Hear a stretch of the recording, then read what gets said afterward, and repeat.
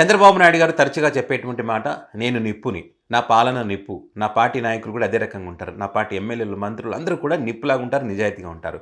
ఎవరు తప్పు చేసినా సహించను, అవినీతికి అసలే అవకాశం ఇవ్వను. ఇది చంద్రబాబు గారు తరచుగా చెప్తా ఉంటారు. కానీ చంద్రబాబు గారు చెప్పే మాటలు ఒక రకంగా ఉంటే, గ్రౌండ్ లెవెల్‌లో వాళ్ళ పార్టీ నాయకులు చేసేటువంటి పని ఇంకొక రకంగా ఉంది.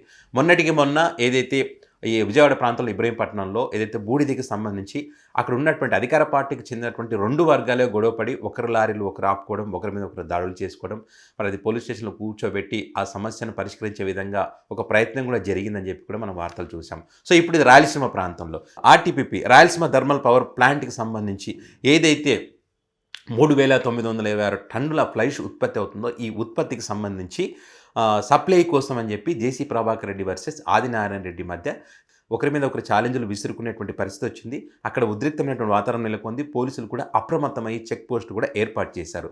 ఏదైతే ఇక్కడ ఫ్లైష్ ఉత్పత్తి అవుతుందో ఆ ఉత్పత్తికి సంబంధించి 25 ప్రైవేటు కంపెనీలకు, 15 సిమెంట్ కంపెనీలకు సప్లై చేస్తారు. ఇది ప్రైవేట్ కంపెనీలకు వచ్చేసి రూ. 550 టన్నుకేస్తారు. అదేవిధంగా సిమెంట్ కంపెనీలకు వచ్చేసి రూ. 410 టన్నుకేస్తారు. సో ఈ కంపెనీలకి సప్లై చేసేది కూటమి పార్టీకి సంబంధించినటువంటి నాయకులు. వేరే వాళ్ళకు వీళ్ళు అవకాశం ఇవ్వరు. నిబంధన తుంగలో తొక్కేసి మొత్తం వాళ్ళే చేస్తారు. సో వాళ్ళు చేసుకునే దాంట్లో కూడా మళ్ళీ గొడవలు, వాళ్ళలోనే వాళ్ళకు గొడవలు.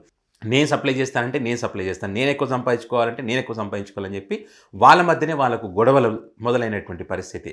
సో ఈ నేపథ్యంలో ఏదైతే ఆదినారాయణ రెడ్డి ఈ సప్లైకి సంబంధించి తాడిపత్రి నియోజకవర్గంలో ఉన్నటువంటి ఎల్ఎన్టీ సిమెంట్ కంపెనీకి తానే ఫ్లైష్ను సప్లై చేస్తానని చెప్పి ఎప్పుడైతే చెప్పారో, ఆ చెప్పిన తర్వాత జేసీ ప్రభాకర్ రెడ్డి ఒక సంచలన లేఖ రిలీజ్ చేయడం జరిగింది.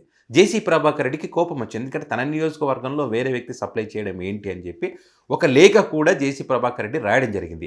ఏదైతే గతంలో అక్టోబర్ 15న తన వెహికల్స్ ఆదినారాయణ రెడ్డి ఆపిన తర్వాత అధికారుల దృష్టికి నేను తీసుకువెళ్ళడం జరిగింది. అధికారులు చెప్పినట్టుగానే నేను కూడా మౌనంగా ఉన్నాను. మళ్ళీ పదే అదే రిపీట్ చేస్తూ ఉన్నారు. వాళ్ళ లారీలు చివరికి నా నియోజకవర్గంలోకి వస్తే అంటే నేను సహించేది ఉండదు. సో ఇప్పుడు మీకు ముందుగానే చెప్తా ఉన్నాను, నేనేది ఇప్పుడిప్పుడే రాజకీయాల్లోకి వచ్చినటువంటి వ్యక్తిని కాదు. 1932 నుంచి కూడా నేను రాజకీయాల్లో ఉన్నాను. మా కుటుంబం రాజకీయాల్లో ఉంది. రాత్రికి నేను నాయకునేం కాలేదు.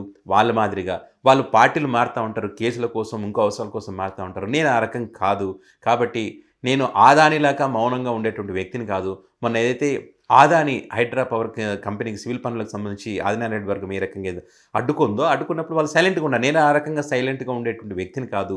కాబట్టి నా లారీలు ఇప్పుడు అక్కడ ఆ ప్రాంతానికి రాబోతున్నాయి. ఏదైతే ఫ్లైష్కు తీసుకురావడానికి నా లారీ లోడ్ కోసం అక్కడికి వస్తాయి. వాటితో పాటు నేను వస్తాను, నేను కూడా రంగంలోకి దిగుతున్నాను. ఎవడు అడ్డొస్తాడో చూస్తాను, ఏం తమాషాలు చేస్తూ ఉన్నారా అని చెప్పి ప్రభాకర్ రెడ్డి ఒక లేఖ విడుదల చేసినటువంటి పరిస్థితి ఉంది. ఆ లేఖ ఇప్పుడు సంచలనంగా మారింది. ఎన్ని రోజులు రాయలసీమ ప్రాంతం ప్రశాంతంగా ఉంది, కానీ ఈ కూటమి పార్టీ నాయకుల వల్ల మళ్ళీ ఘర్షణలకు దారితీసేటువంటి పరిస్థితులు వచ్చాయి. వాళ్ళు అక్రమంగా సంపాదించుకోవడం కోసం పెట్టినటువంటి ఫోకస్, ఈ ప్రజలకు మేలు చేసే దాని మీద ఎందుకు ఫోకస్ పెట్టడం లేదనేటువంటి అభిప్రాయాలు కూడా వినిపిస్తున్నటువంటి పరిస్థితుల్లో మరి చంద్రబాబు నాయుడు ఏదైతే మొన్న జరిగినటువంటి ఆదాని హైడ్రా పవర్ కంపెనీకి సంబంధించి ఏదైతే దాడులు జరిగారో దానికి సంబంధించి ఒక కొలిక్కి తీసుకొచ్చే ప్రయత్నం చేస్తూ ఉన్నారని చర్చ కూడా జరిగింది. సో ఈ నేపథ్యంలో మళ్ళీ ఇప్పుడు ఆదినారాయణ రెడ్డి వర్సెస్ జేసీ ప్రభాకర్ల మధ్య ఈ ఘర్షణ వాతావరణం నెలకొనడం పెద్ద తలనొప్పిగా మారినటువంటి పరిస్థితి ఉంది. సో దాన్నే ఒక కొలిక్కి తీసుకురాలేకపోయారు. మరి దీనికి చంద్రబాబు నాయుడు కొలిక్కి తీసుకొస్తారా లేదా అనేటువంటి చర్చ కూడా పెద్ద ఎత్తున జరుగుతూ ఉంది. అయితే చంద్రబాబు నాయుడు గారు తరచుగా నేను అందరిని పిలిపించాను, అందరికి వార్నింగ్ ఇచ్చాను, అందరికి చెప్పాను అని చెప్తున్నప్పటికీ కూడా ఎందుకని మరి గ్రౌండ్ లెవెల్లో ఈ రకంగా జరుగుతూ ఉంది, ఎందుకని వీళ్ళు ఈ రకంగా అవినీతికి పాల్పడుతూ ఉన్నారు అంటే ఇదంతా చంద్రబాబు గారికి తెలిసే జరుగుతుందా అనేటువంటి అభిప్రాయాలు కూడా ఉన్నటువంటి పరిస్థితి ఉంది. ఏది ఏమైనా కూడా రాయలసీమ ప్రాంతంలో రాజకీయాలు వేరు. సో ఇప్పుడు ఈ ఆదినారాయణ రెడ్డి వర్సెస్ జేసీ ప్రభాకర్ రెడ్డిల మధ్య ఛాలెంజ్ల పర్వం ఎక్కడి దాకా తీసుకువెళ్తుందో, ఏం జరుగుతుందో, ఎలాంటి ఉద్రిక్తమైనటువంటి పరిస్థితులకు కారణమవుతుందనేది రానున్న రోజుల్లో చూడాల్సి ఉంది.